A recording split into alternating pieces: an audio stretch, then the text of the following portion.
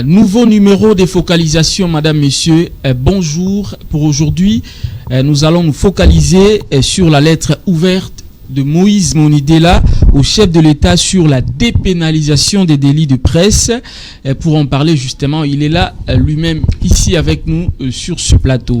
Bonjour monsieur Moïse Monidela. Bonjour monsieur le journaliste. Vous allez bien?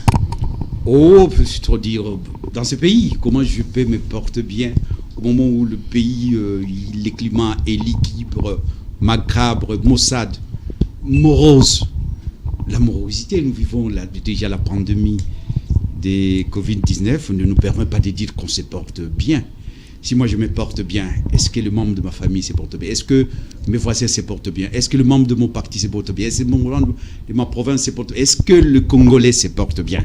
C'est le plus important. Moi, peut-être ma modeste personne ne compte pas beaucoup. C'est la situation des Congolais. Parce que je fais la politique. Et la politique n'a de sens, de consistance et de substance si elle lève pour l'intérêt général. Voilà, en parlant de Covid-19, il y aura des questions qui viendront sûrement également dans ce sens-là.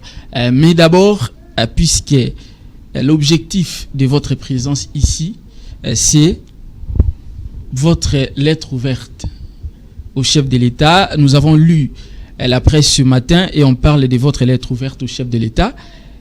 Et c'est quand même surprenant et surtout exceptionnel de votre part. Pourquoi? Parce qu'en ce moment, les autres pensent aux postes, à comment obtenir des postes, et les autres politiciens réfléchissent de cette manière. Mais vous pensez aux journalistes.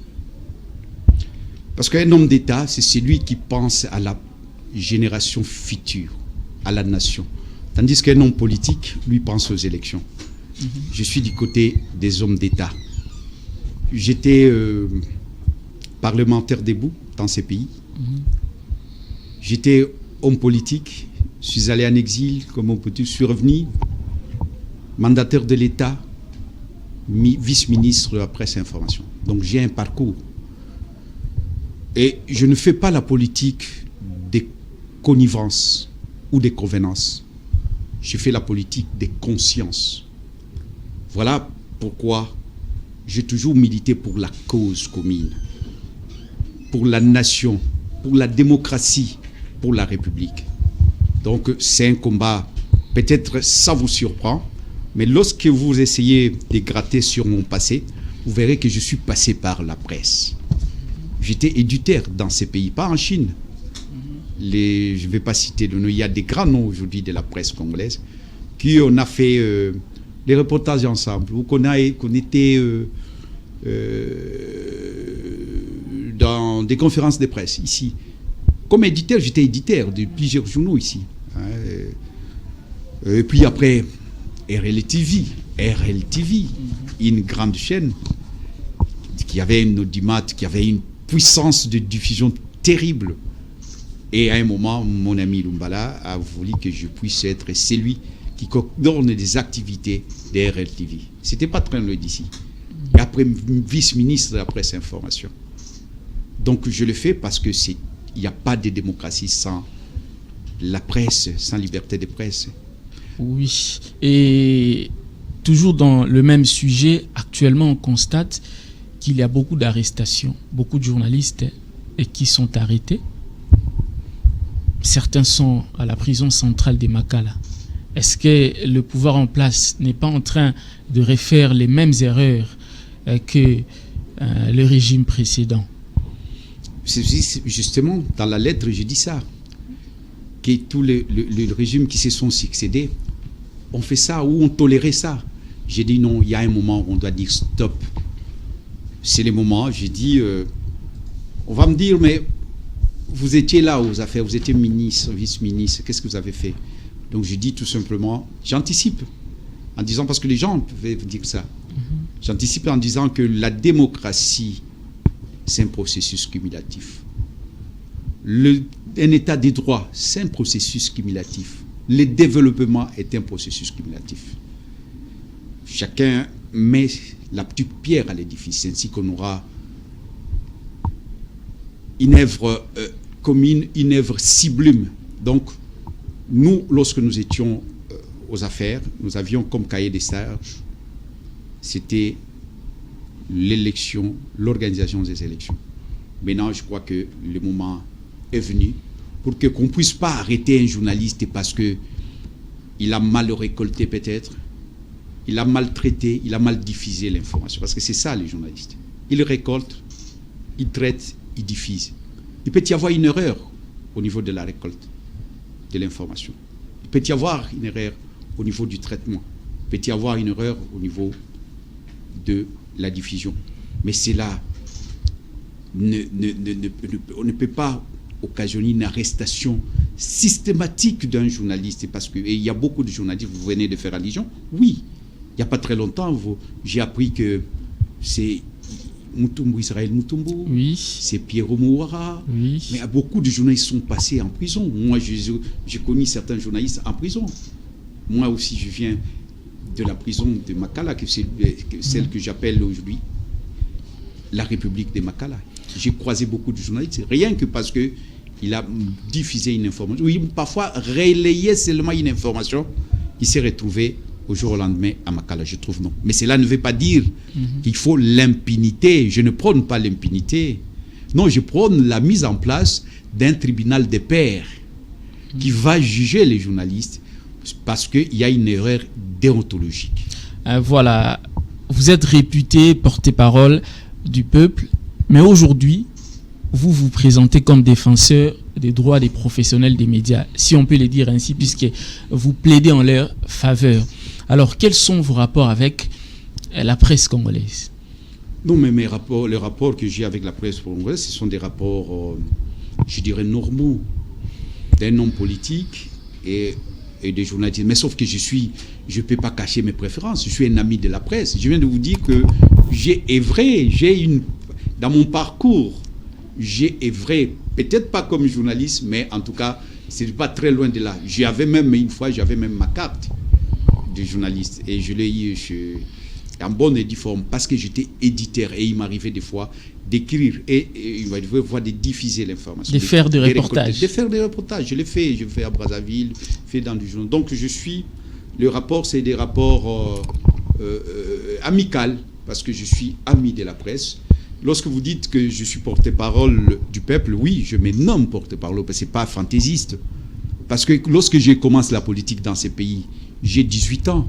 Qui parlait du peuple congolais? La plupart aujourd'hui, j'aime bien qu'aujourd'hui, je vois des jeunes, il y a beaucoup de gens qui s'intéressent à la politique, mais essayez de vous imaginer à l'époque de Mobutu, les années 83. Moi, je suis déjà membre de l'UDPS, cofondateur de l'UDPS. Je parlais du peuple congolais. La misère qu'on a aujourd'hui, à l'époque de Mobutu, il y avait aussi cette misère. Rien n'a changé, malheureusement.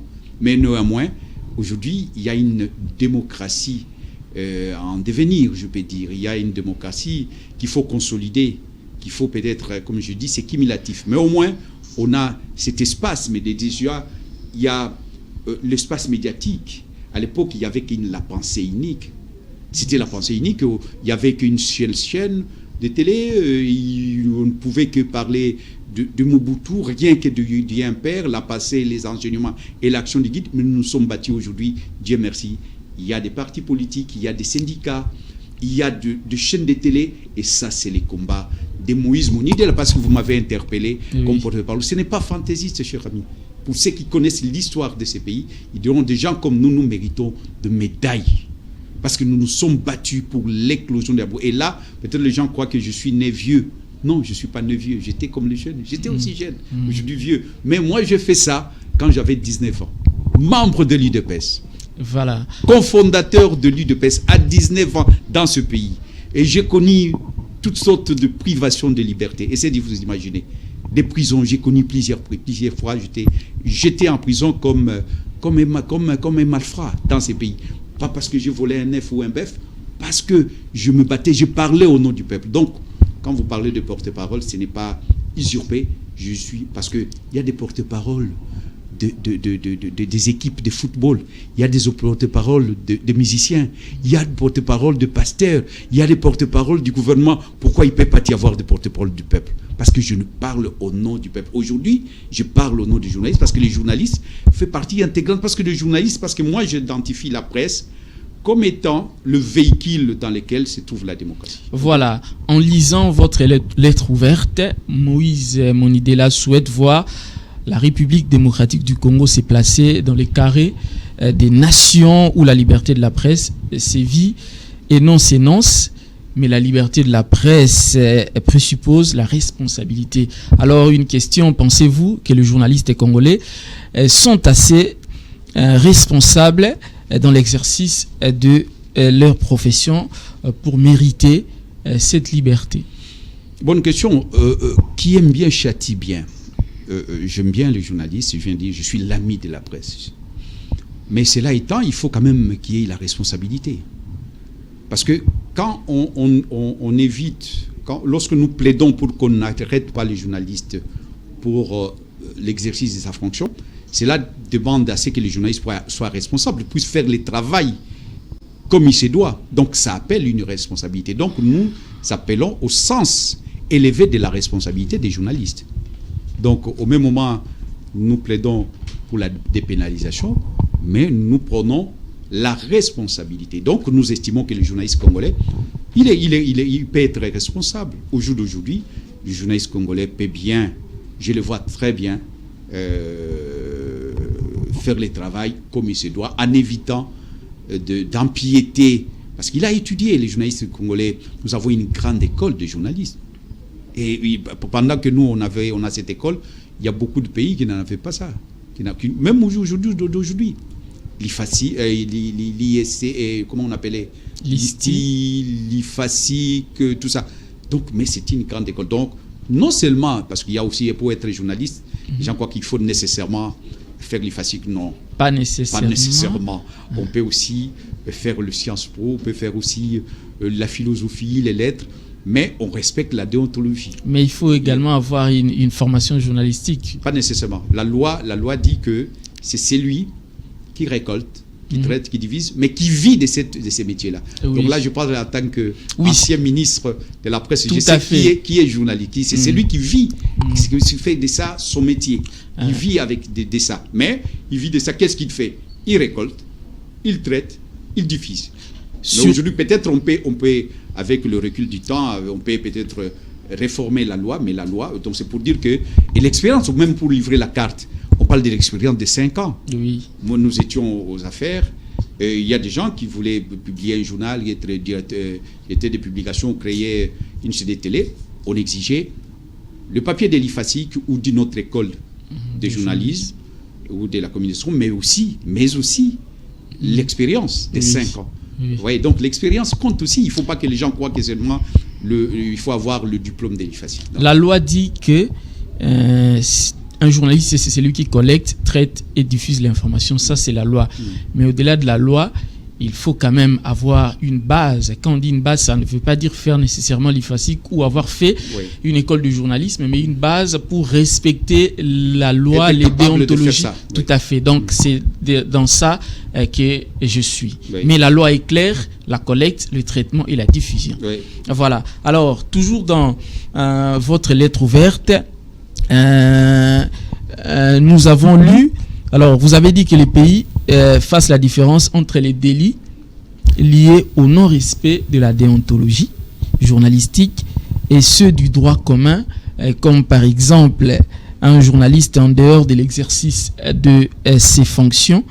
Est-ce que c'est possible dans un pays comme le Congo où les journalistes sont en même temps politiciens, puisqu'on le constate aujourd'hui?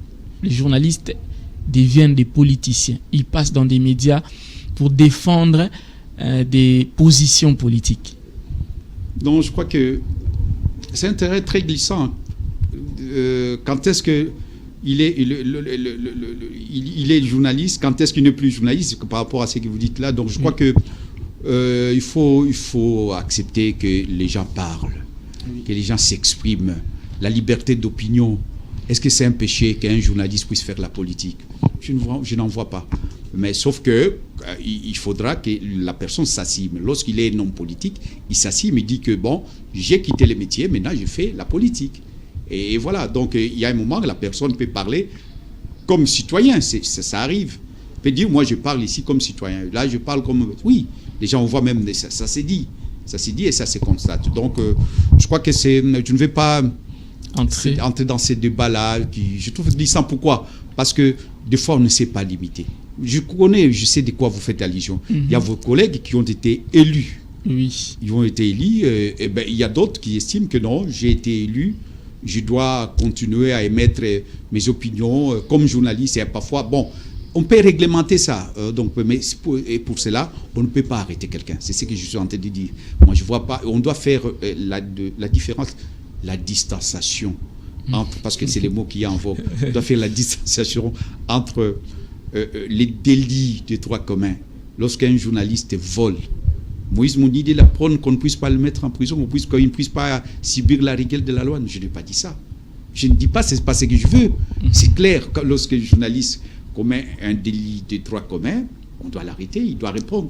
Mais pour l'exercice de sa fonction, de son métier, donc en plein exercice, je crois que ce n'est pas normal, parce que nous ne sommes pas seuls dans le monde. Il y a en face ici, au Congo-Brazzaville, alors qu'on dit qu'il y a la dictature. C'est pour dire que non, il faut faire attention.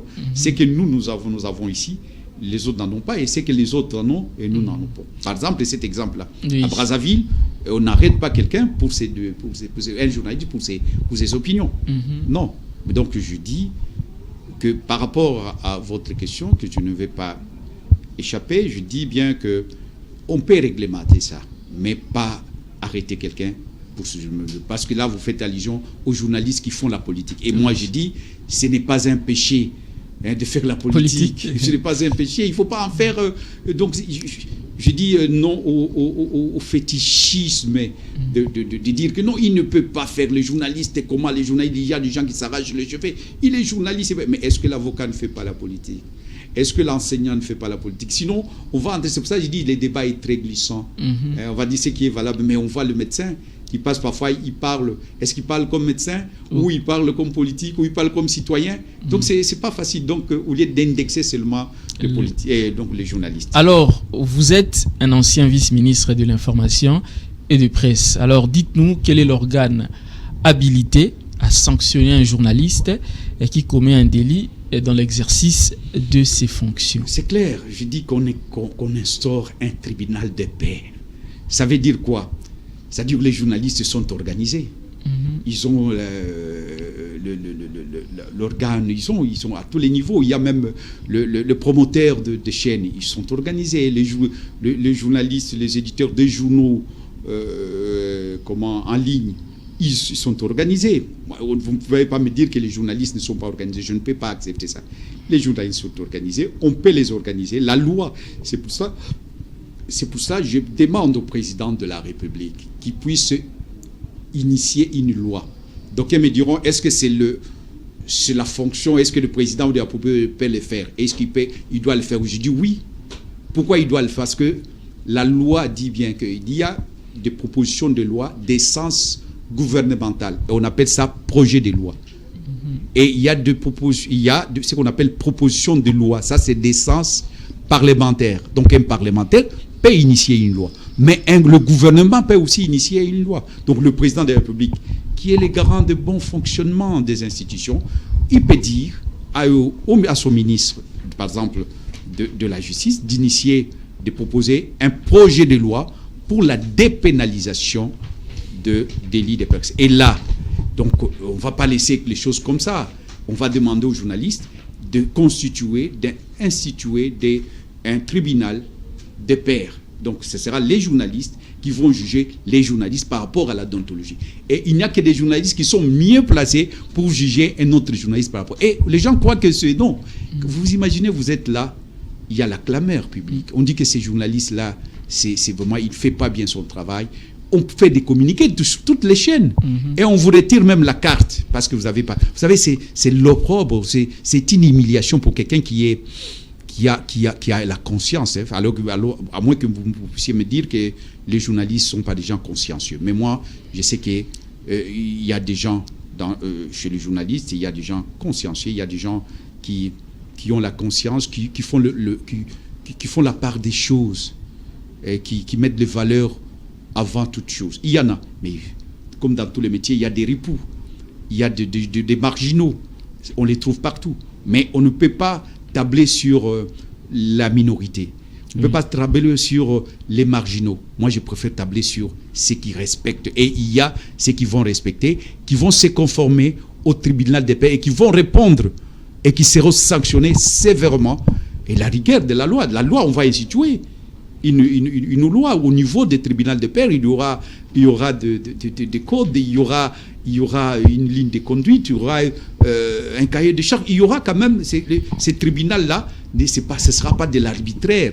C'est un tribunal, ça s'appelle tribunal des pairs, mais qui va fonctionner par rapport à un certain nombre de choses, par rapport aux règles de l'art, par rapport à la déontologie. Donc je crois que ce sera une très bonne chose pour notre démocratie naissante, ou une jeune démocratie. Est-ce que elle est naissante, est-ce qu'elle est jeune, est-ce qu'elle a été ressuscitée? Ça dépend, mais moi, je crois que c'est une démocratie qui a été ressuscitée. Voilà, vous êtes président des conservateurs de la nature et démocrate, CONADE en sigle, parti membre d'Ensemble pour les changements de Moïse Katumbi. Vous êtes proche de Moïse Katumbi? Oui, je suis proche de Moïse Katumbi dans la mesure où je suis secrétaire général de Ensemble pour les changements, qui n'a comme leader Moïse Katumbi. C'est vrai, nous avons... je suis proche, nous avons des relations qui dépassent les cadres politiques, ça c'est vrai, mais je vais signaler une chose. Nous étions dans l'opposition pendant que Moïse Katumbi était avec Kabila. Nous étions avec Tshisekedi. Donc aujourd'hui, si nous sommes ensemble, c'est parce qu'il s'est passé quelque chose de très important. Nous, on voulait à tout prix que Kabila respecte la Constitution, nous de l'opposition de l'époque. Mais on a vu quelqu'un qui était avec Kabila, qui était bien comme gouverneur. Il nous a rejoints dans ces combats-là, pour qu'on respecte la Constitution, que Kabila respecte la Constitution, qu'elle ne puisse pas se représenter. Donc, nos relations se sont raffermies. Ça, c'est vrai. Et j'ai eu la charge de diriger le parti politique d'Ensemble pour les changements. J'étais secrétaire général adjoint chargé de parti politique. Donc, c'est vrai. Il est vrai que nous avons eu des rapprochements politiques. Il y a eu un rapprochement politique entre Moïse Katumbi et moi, entre Moïse Katumbi et moi. Pour raison d'actualité, vous avez suivi les procès Caméré. Est-ce que vous avez un commentaire à faire là-dessus en tant que politique? Déjà, avant ces procès, je disais, je suis en train d'observer que nous sortons de l'instrumentalisation de la justice à la théâtralisation de celle-ci.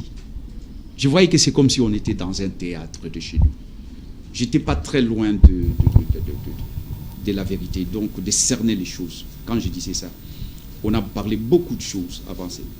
J'observais, je regardais, je disais, je ne me prononce pas. J'attends jusqu'à la dernière minute, jusqu'au verdict final. Donc, j'attends.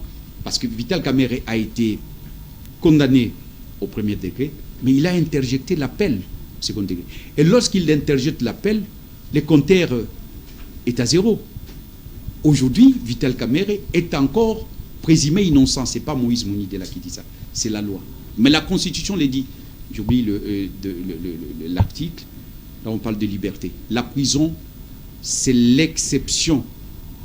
Tandis que la liberté, c'est la règle. C'est la Constitution de notre pays. Donc, au jour d'aujourd'hui, Vital Kamerhe est présumé innocent. Mais il y a d'autres doctrinaires qui disent qu'il y a la présomption d'innocence, mais il y a aussi la présomption de culpabilité. Mais est-ce qu'au jour d'aujourd'hui, il y a un jugement définitif? Parce que la Constitution dit que la personne peut être arrêtée, mais pour qu'il puisse être condamné, il faut qu'il y ait une condamnation définitive, il faut qu'il y ait une condamnation définitive. Là, on considère que la personne est bel et bien voleur, est bel et bien violeur, est bel et bien corrupteur, est bel et bien corrompu. Mais au jour d'aujourd'hui, tant qu'il n'y aura pas, il n'y a pas encore un jugement définitif, je considère Kamerhe comme il doit bénéficier des présomptions du... Donc j'attends, je vous entends dire tout simplement, j'attends la fin de la procédure judiciaire, j'attends la fin, j'attends lorsqu'on va parler de l'autorité de l'action jugée, c'est-à-dire lorsque on va les condamner définitivement. Là, venez me demander, je vous donnerai mon point de vue, mais aujourd'hui c'est hâtif, j'attends le jugement définitif, parce que sinon, je vais émettre un jugement hâtif, oui, et qui n'est pas conforme à la Constitution. Alors, l'actualité politique, c'est aussi la recomposition de l'équipe de suivi de l'accord FCC-CACH. Nous avons vu du côté FCC, M. Ramazani Chadari a été mis de côté, et du côté CACH, Augustin Kabouya et Jean-Marc Kabunda ainsi que Vidi Chimanga sont mis de côté. Ils sont remplacés par Peter Kazadi, Nicolas Kazadi, Kitenge Zoué et Madame Kaboué. Est-ce que vous pensez que cette nouvelle équipe parviendra à calmer les tensions entre le FCC et le CACH? Vous savez, je pouvais dire, comme disent les Quinois, les gens disent ça. Est-ce que ces gens-là ont tort? Non, mais c'est une coalition. Ils nous ont dit que Kabila c'était le meilleur d'entre nous. Ils ont dit que Kabila c'était le partenaire. Kabila c'était, on a même dit à un moment que c'était le père de la démocratie. Moi j'ai failli tomber en syncope. Kabila, le père de la démocratie dans ces pays. Un père de la démocratie, on a vu des Rossiti Manga, des Kapangala tués. Si Kabila ne voulait pas, il voulait partir, pourquoi tuer les gens dans les églises?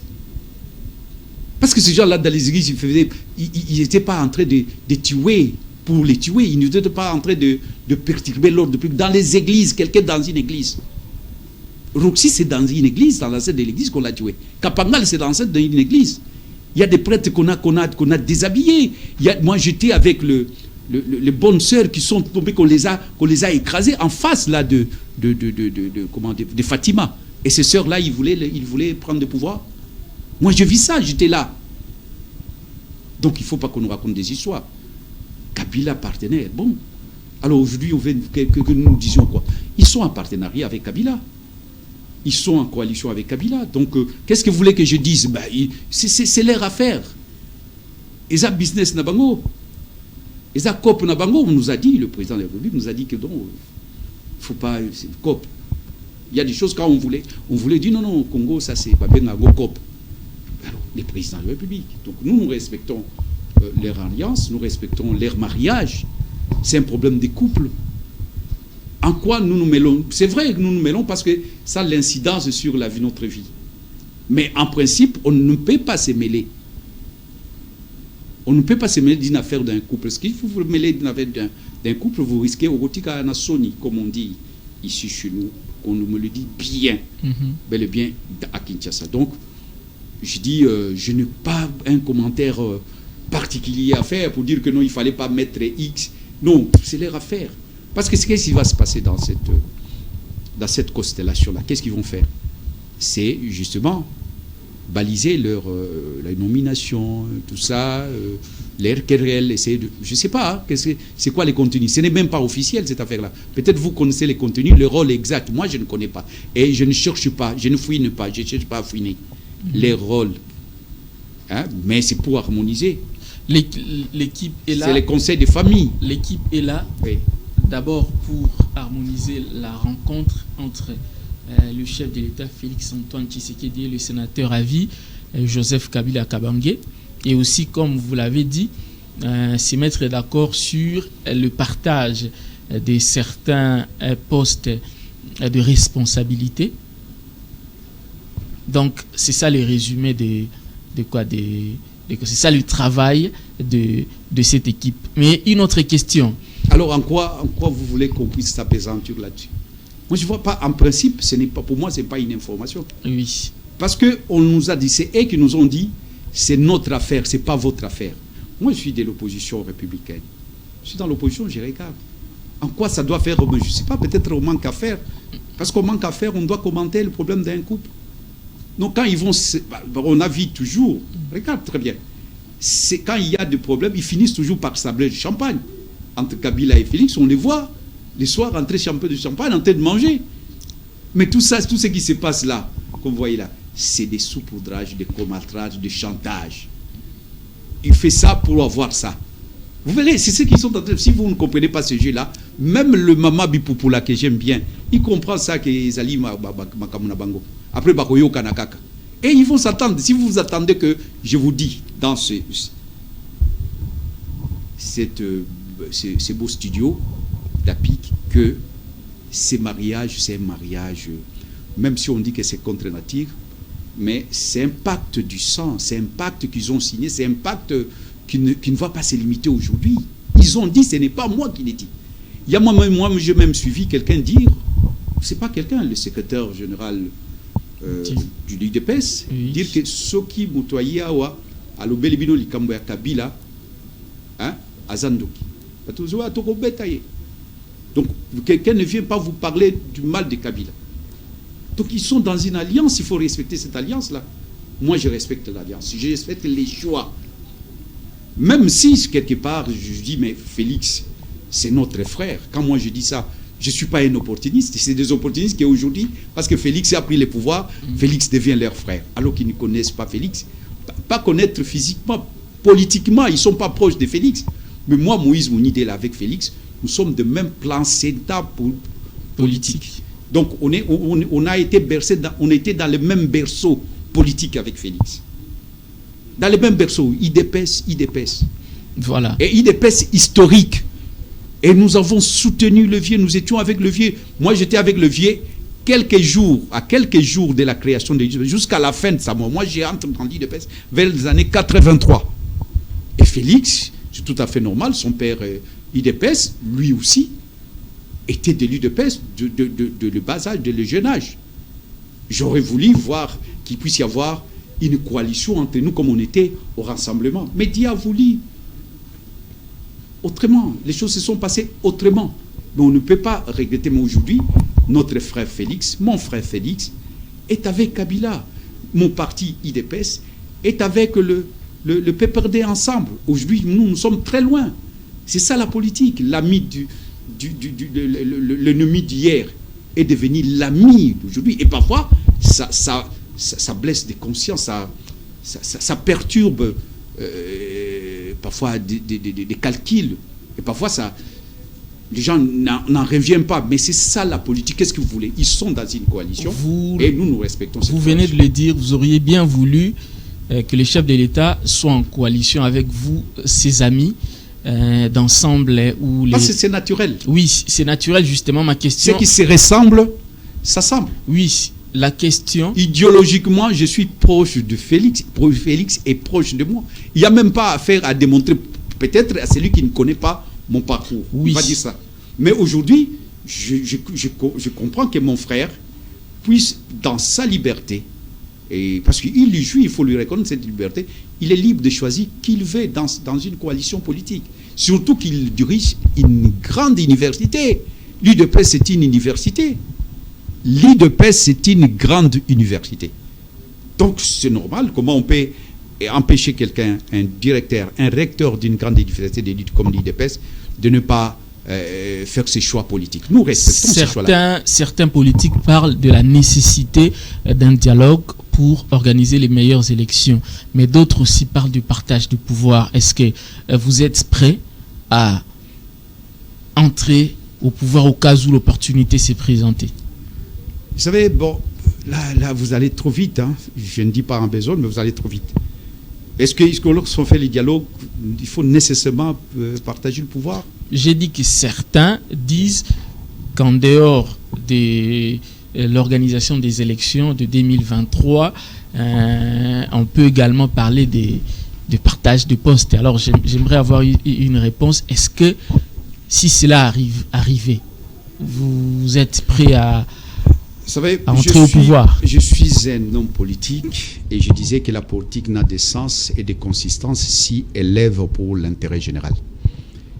S'il y a une opportunité, il y a un besoin, une opportunité, je dirais même une nécessité, que les gens se mettent ensemble pour baliser les chemins.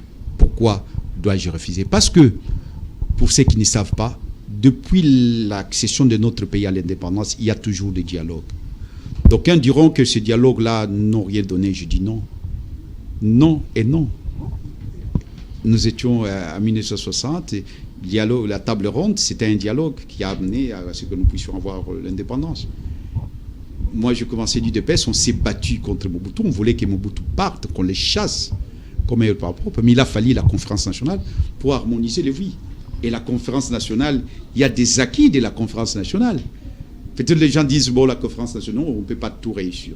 Mais il y a eu déjà, on a placé les décors de la démocratie, des syndicats, la presse libre. Ça a commencé par là, à la conférence nationale souveraine. Je l'ai dit ici, que le processus de la démocratisation d'un pays, c'est un processus cumulatif. Le processus de développement est cumulatif. Je vous dis que il y a eu la conférence d'État Nanarif, il y a eu les concertations, il y a eu Sun City, c'était toujours les dialogues, on peut appeler ça comme on peut appeler. Mais si ce que vous dites, ça voudrait dire tout simplement que les gens se parlent, je suis pour que les gens se parlent. Oui, il faut que les gens se parlent. Si on ne se parle pas, qu'est-ce qui nous reste? C'est de prendre des armes. C'est notre langage. Est-ce que ce langage est approprié aujourd'hui? J'ai dit non. Nous n'avons pas besoin. Mais si des gens doivent se parler, il ne faut pas toujours attendre lorsque les gens meurent. Moi, ce que je sais qu'à un moment, les gens vont sortir et personne n'empêchera les gens de sortir. Et il faut tuer ces gens-là, mais c'est à ces moments-là. Après, on appelle les gens rapidement autour d'une table. Non, nous sommes quand même des gens, nous pouvons résoudre ces problèmes. Parce qu'on voit, la crise est là. La crise multidimensionnelle est là. La crise multisectorielle est là.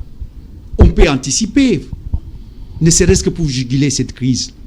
Mais on va le faire comment? Parce que certains vont dire qu'il y a un cadre constitutionnel, institutionnel. Il faut aller au Parlement. Mais non. Quel Parlement? Le Parlement des députés nommés par Kabila. Si ce n'est pas Kabila, mais c'est Kabila qui a validé les listes. Et tout le monde connaît ça. Tout le monde sait ça. Ce Parlement n'est pas légitime, n'a pas la légitimité nécessaire pour engager des réformes. Il faut des réformes nécessaires pour qu'on aille aux élections.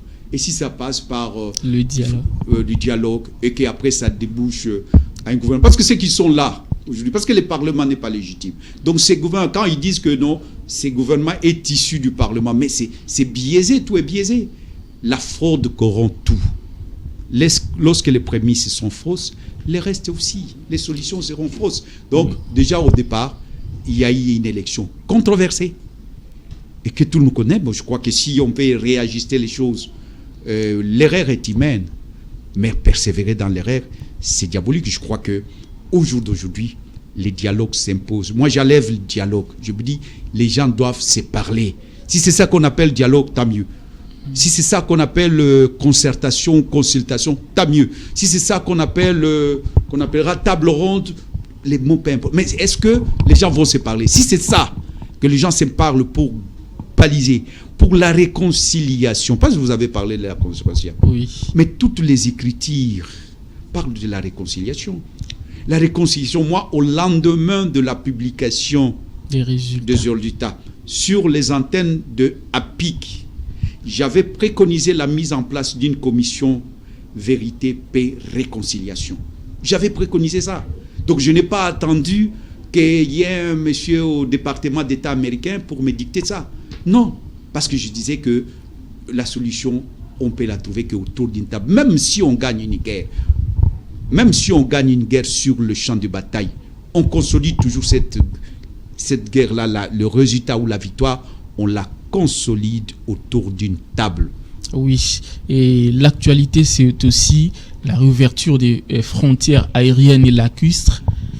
Alors, nous avons vu l'aéroport international de Njili, l'aéroport international de la Louano, l'aéroport international de Goma sont opérationnels maintenant. Est-ce que c'est une bonne chose? Vous ne craignez pas la montée de la Covid-19? Parce que les avions provenant des pays où il y a une forte contamination vont atterrir ici. Cher ami, on peut réfléchir à haute voix avec vous. Je ne vous pose pas de questions, ce n'est pas mon rôle, mais j'ai réfléchi avec vous à haute voix. Qu'est-ce qu'on fait? On ferme nos frontières comme ça jusqu'à l'infini? À un moment, il fallait les ouvrir. Parce que c'est qu'on gagne, on va gagner avec l'ouverture des frontières. C'est vrai qu'on va perdre quelque chose. C'est ça la vie. Malheureusement ou heureusement, c'est ça la vie. Le monde entier, ils appliquent ça. Nous ne vivons pas dans une sorte de vase clos. Non.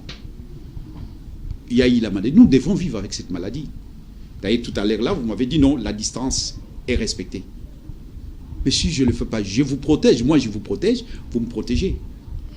Donc, c'est vrai qu'il faut des mesures de distanciation sociale, des mesures barrières, comme on dit. Mais il faut que les gens vivent. Il faut que les gens vivent. Donc, c'est ça la conséquence de l'ouverture. Il y aura toujours des gens qui vont entrer, qui vont nous amener des maladies. Mais au même moment, nous aurons des marchandises qui vont entrer, la circulation de biens. Parce que sinon, la vie s'arrête, cher ami. Donc, il faut être réaliste. Moi, je crois que l'ouverture des frontières, ça s'impose à nous. Parce que le monde est ainsi fait. Est ainsi fait parce que les gens circulent, les gens voyagent, le marchandise circule, les marchandises voyagent. Donc, mais on doit renforcer, on ne va pas inventer la roue. Si on remarque très bien que même les grands chercheurs, ils tâtonnent. Ça, moi, je remarque, ça, c'est Moïse Mounidel. On sent qu'auparavant, on nous a dit que les masques, ça ne valait pas la peine. Les masques, puis après, on dit que les enfants ne peuvent pas contaminer la maladie, mais eux, les enfants sont asymptomatiques, mais ils peuvent contaminer. Mais alors, chaque jour qu'on se réveille, il y a quelque chose. Nouvelles théories. Il y a de nouvelles théories. C'est pour dire qu'on n'a pas encore maîtrisé totalement. Parce que si on avait trouvé les blancs, je les connais, nos amis blancs, nos frères blancs, ils sont très imbus de leur science. S'ils avaient déjà trouvé quelque chose pour enrayer cette maladie, cette pandémie, ils pouvaient crier, ils pouvaient commencer à vendre et dire que nous avons trouvé. Ils n'ont pas encore trouvé. Et ce qu'ils ont trouvé, c'est les masques. Nous devons porter les masques, la distanciation sociale, le gel hydroalcoolique. Oui. Et voilà, quand on voit tousser, bon, au cœur du coup, tout ça, toutes ces mesures qu'on nous dise, qu'on nous chante matin, midi et soir, c'est ce qu'il faut observer.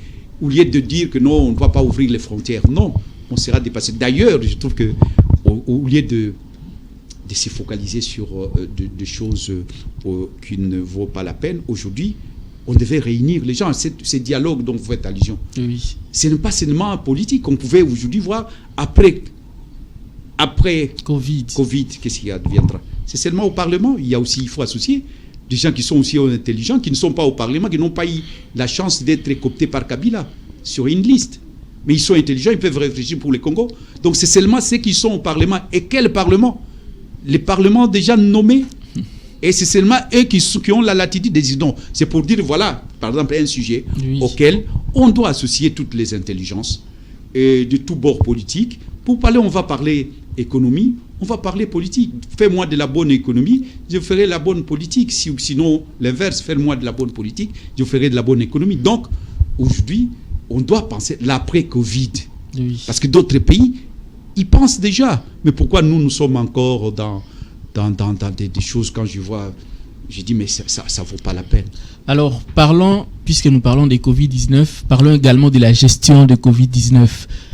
Vous avez suivi, et j'espère, parce que nous, journalistes, avons suivi le rapport de l'inspection générale de finances.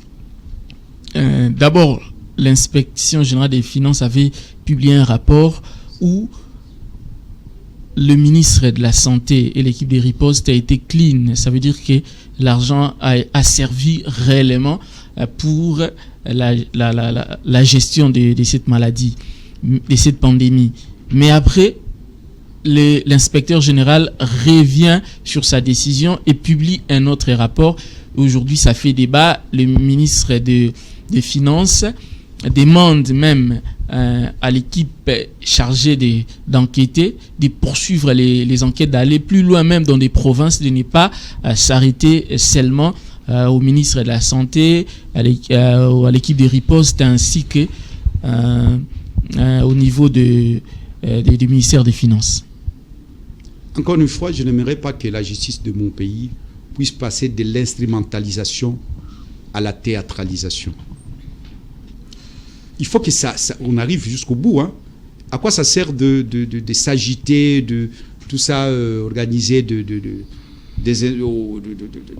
enquêtes et pour après les mettre dans la poubelle. Ça va servir à quoi? Moi, je me reste. C'est tout ça, je suis très réservé. J'attends à voir. Parce qu'il y a des tintamarres, parfois, qui finissent ici.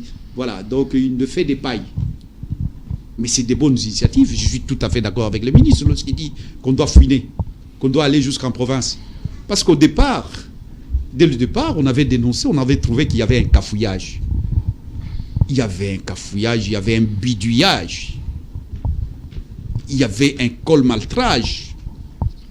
On l'avait dit, on l'avait dénoncé. On disait non, c'est parce qu'ils sont de l'opposition. Non, c'est l'argent du contribuable. On sent aujourd'hui tout ce que ça a été dit, l'eau a coulé. Mais on a fait semblant que non, il n'y a rien, les choses sont non. Il y a une malversation, il y a des malversations. Ça a été dénoncé. Moi, j'ai suivi un vice-ministre qui dénonce le ministre. Le vice-ministre de la Santé. De la Santé. Et quand le vice-ministre est venu dénoncer, il y avait déjà une clameur. Il y avait déjà, l'eau a coulé déjà sur le pont. Les gens avaient déjà soupçonné, suspecté. Mais là, on disait non, on étouffait les choses. Alors, je crois que, qu'est-ce que vous voulez que je dise? C'est que le ministre a dit, Soki omoni Nzombo, alobi mongazaza malade, nase ebale ndimelaye, comme pour dire, un poisson quelconque qui dit, moi je suis poisson, je vis sous les eaux, il y a tel poisson qui est malade. Il faut les croire. Parce qu'il vit tous sous les eaux. Ils sont tous poissons. Mais ces changements brusques de l'inspecteur général, de l'inspection générale des finances, d'abord, ils ont sorti un rapport selon lequel le ministre de la Santé était innocent, et après il change d'un coup. Est-ce qu'il n'y a pas manipulation là dans ce dossier? À travers votre question, vous êtes en train de chercher à me rejoindre pour dire, moi je ne suis pas pour la théâtralisation de la justice spectacle. Bon, on va arrêter, on arrête quelqu'un le matin, on le libère le soir. Ce n'est pas le fait d'arrêter que c'est un état de droit. Non. Quand on arrête à tout vent, est-ce que c'est ça l'état de droit? Et quand on libère à tout vent, moi j'ai déjà vu dans ce pays, on a arrêté quelqu'un le matin, on l'a libéré le soir. Et pourtant, cette personne-là, il pesait beaucoup de présomptions qu'il a détourné l'argent. Est-ce qu'on va dire parce qu'on l'a laissé, est-ce qu'on l'a laissé sur quelle base? Moi, je pense qu'on doit arrêter des gens sur de bases légales et on doit les libérer sur de bases légales. Donc, quand vous dites ça, ça voudrait dire qu'il y a quelque chose qui va passer. C'est comme une pièce de théâtre. Oui. Alors, moi, je sais pas, j'attends. Et à ce qui concerne la justice, quand il y a une affaire en justice, moi, je préfère ne pas commenter. J'attends la fin. C'est la fin d'une chose qui compte que son commencement. Rien que quand vous posez la manière que vous posez la question, dès qu'on suit cette affaire, on entend qu'il y a quelque chose qui cloche. Il y a quelque chose qui cloche. Mais ce qui est sûr, il y a eu malversation. À quel niveau, à quelle hauteur, je suis incapable de vous dire. Parce qu'il y a eu malversation. Ça, on me dira par l'école. Ma conviction est faite comme la conviction d'un juge qui envoie quelqu'un à la potence. Vous savez, c'est une lourde décision d'envoyer quelqu'un à la potence. C'est quand le juge, il a l'intime conviction que la personne mérite la potence. Et nous, aujourd'hui, j'ai dit que ma conviction est faite qu'il y a eu détournement des biens des derniers publics, il y a eu cafouillage, tripatouillage, bidouillage dans la gestion de l'équipe qui gère du Covid-19. Et on sent qu'il y a entre le minant professeur Moudembe, il est éminent parce que sur ce plan de la science, on ne peut pas mettre en doute. Mais est-ce que c'est pour autant la gestion est clean? Parfois, on sent qu'on l'utilise. Parfois, il y a des choses qui lui dépassent, qu'il ignore, qu'il ne cerne pas. Ça, on les sent. Mukwege a démissionné. C'est aussi un éminent professeur. Il est même prix Nobel de la paix. Mais il est prix Nobel de la paix. Peut-être pour cette matière-là, il est compétent. Mais est-ce qu'il est compétent pour commencer à envoyer des kits pour le lavage de mains? Est-ce qu'il est compétent pour ça? Parfois, non, on peut être compétent pour une chose, mais pas pour une autre. Et parce qu'on parle de Mukwege, je profite de faire un clin d'œil pour dire que Mukwege aujourd'hui fait l'objet des menaces. Tout simplement parce qu'il défend son pays. parce qu'il s'indigne du traitement qu'on fait subir à nos mamans, à nos sœurs. Et je me souviens de Stéphane Ezel, le co-rédacteur de la Déclaration universelle des droits de l'homme, que notre Constitution fait allusion, s'inspire. Il a dit qu'il faut savoir s'indigner. Et Mukwege ne fait que s'indigner de sort que subissent matin, midi et soir nos sœurs, nos mères. Et je crois qu'il mérite les soutiens de la République. Il mérite les soutiens de tous ceux qui luttent pour la démocratie, pour l'état des droits, pour les libertés individuelles et collectives. Oui, et pour terminer, toujours concernant la Covid-19, nous avons également constaté le 15 et le 16 la reprise des cultes. Nous avons vu les déclarations de l'inspecteur provincial de la police de la ville de Kinshasa, Silvano Kasongo, interpeller les églises, demander à toutes les églises de respecter les gestes barrières, mais sur le terrain, les éléments de la police qui sont envoyés se plaignent, ils disent que certaines églises n'ont pas respecté les gestes barrières. Ils ont précisé les cas des églises de limiter. Mais aussi la population se pose la question, pourquoi s'acharner sur les églises alors que les bars, les restaurants, il n'y a pas un contrôle. Vous allez sur boulevard, vers le boulevard Kimbuta, vous allez constater les gens ne pas respecter les règles, les gestes barrières. Ici, vers Capella, la même chose. Est-ce que c'est normal? Je dis que c'est un problème complexe, c'est un problème d'éducation, c'est un problème de culture, c'est un problème de savoir-vivre. Donc ce n'est pas un petit problème. Je vis que dans d'autres pays aussi, ce n'est pas seulement les Congolais.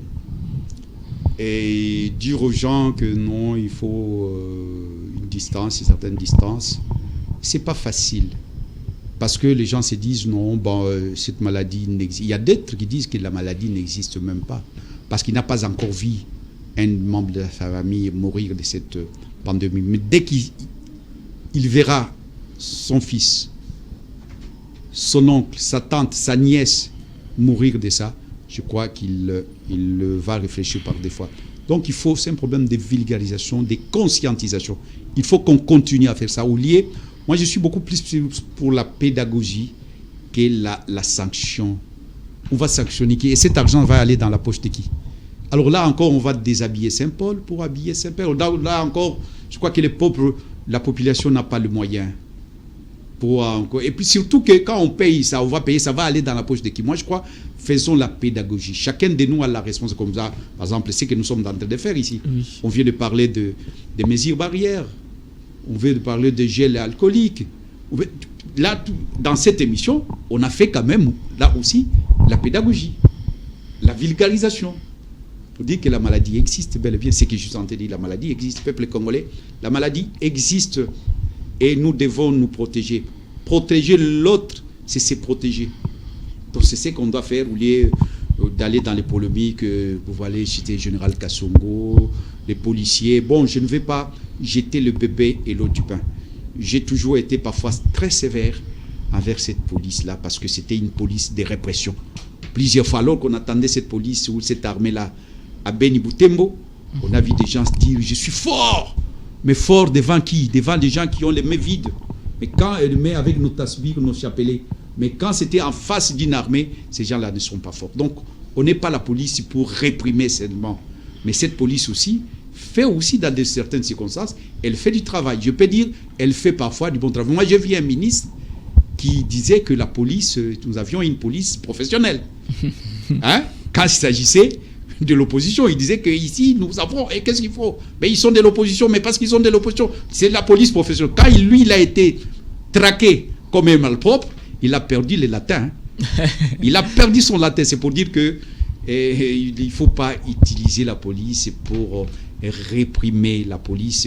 Et là aussi, un rôle pédagogique. Moi, je préfère cette police-là, parce que vous avez cité Général Kasongo. Moi, en général, faites aussi de la pédagogie.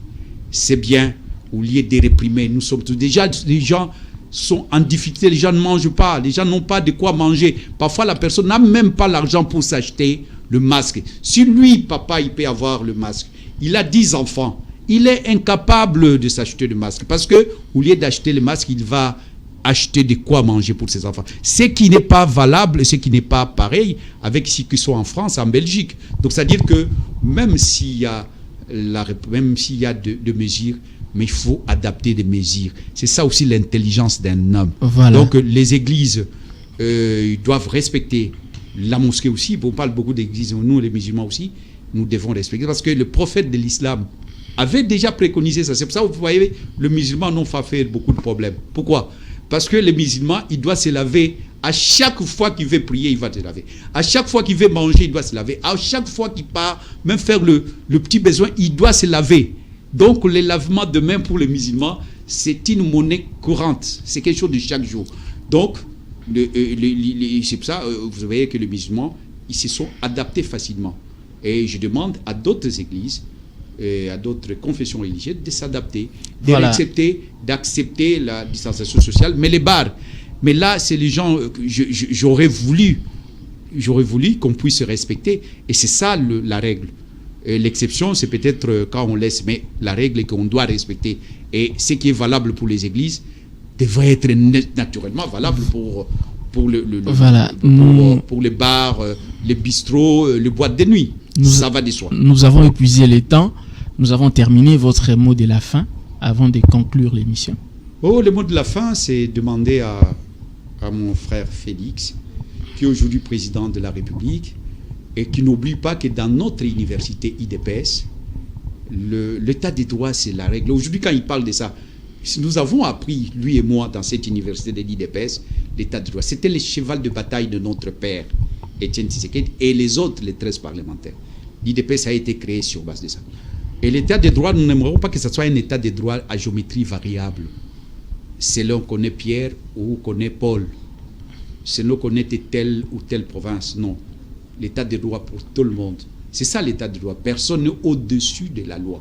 On respecte les lois de la République. Et la loi des lois, c'est la Constitution. Ici, je plaide, parce que vous m'avez invité pour ça, je plaide pour la liberté des presses. Et cette liberté passe par la dépénalisation de délits. Ça va libérer les journalistes des contraintes de pesanteur qui parfois ne fait pas qu'ils puissent faire. Parce que les journalistes, c'est le véhicule de la démocratie. Et vous m'avez parlé de dialogue. Le dialogue doit être permanent dans une démocratie. Le dialogue à tous les niveaux. Dans un parti politique, dans une famille, dans une province. Aujourd'hui, les Katangais parlent du dialogue entre Katangais. Pourquoi pas? On parle de Moïse Katumbi et de Kabila. Pourquoi pas? Mais je lui dis, il ne faut pas qu'on puisse faire réduire ça à des individus. Seulement à une seule province, mais d'autres provinces ont aussi des problèmes. Au Maniema, en province orientale, au Kasaï, au Nord Kivu, Sud Kivu. Et ça peut commencer, ces dialogues-là dont on parle, ça peut commencer là et jusqu'au niveau national. Je suis pour ces dialogues, je suis pour les réformes, je suis pour la démocratie.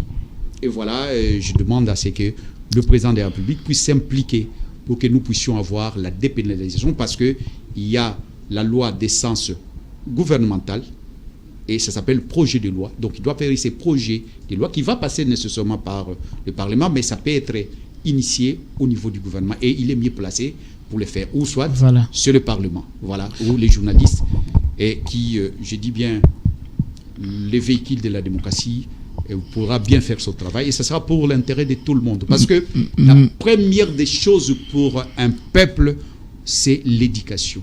L'éducation, ça commence par la famille, et vous, la presse, vous êtes les relais de l'éducation. L'éducation de masse, l'éducation du fils, l'éducation... Parce qu'aujourd'hui, la télé, on a vu, même quand il y avait Covid, mais ça passait par les gens étudiés à travers le média. Donc l'éducation, c'est la fondation. C'est là où on forme l'homme. La meilleure, ici, nous, on forme l'homme, c'est la famille. Et là, après cette éducation au niveau de la famille, c'est l'école. L'école, le journaliste ou la presse, le média, c'est aussi l'espace d'éducation. Voilà, nous devons clôturer l'émission, nous avons largement dépassé.